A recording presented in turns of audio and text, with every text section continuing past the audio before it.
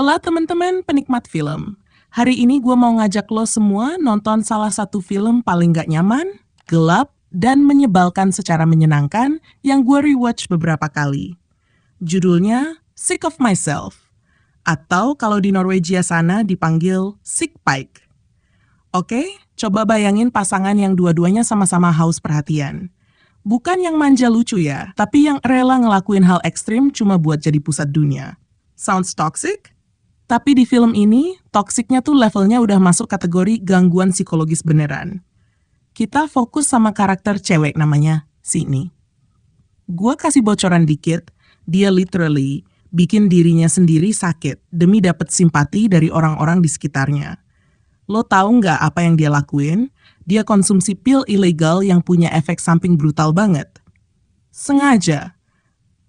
Kenapa? Biar dia kelihatan unik, kasihan, dan dapat perhatian. Sakit banget. Tapi jujur, ini jadi kritik sosial yang tajam banget tentang budaya media sosial dan obsesi orang buat divalidasi terus-menerus. Kalau lo pernah nonton Ingrid Goes West, lo bakal ngerasa familiar. Tapi Sick of Myself jauh lebih berani, lebih disturbing, dan lebih absurd. Ini tuh komedi, tapi komedi yang bikin lo gelisah. Lo pengen ketawa, tapi juga pengen cubit karakternya. Oh iya, jangan expect ada akhir yang dramatis atau twist ala thriller. Ini bukan film yang ngasih lo pelajaran hidup atau redemption arc. Ini lebih pengalaman nonton yang absurd dan gak bisa ditebak. Kayak lo lagi naik roller coaster sambil mikir, gue kenapa naik ini ya? Poin plusnya, akting para aktornya keren banget, natural, nyebelin, dan mengena. Make up dan efek visualnya juga luar biasa. Gimana mereka visualisasiin kondisi tubuh si Sydney yang makin hancur itu disturbing banget, tapi nggak berlebihan.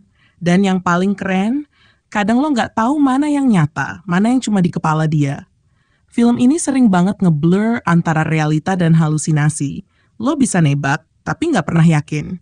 Tapi jujur ya, ini bukan film buat semua orang.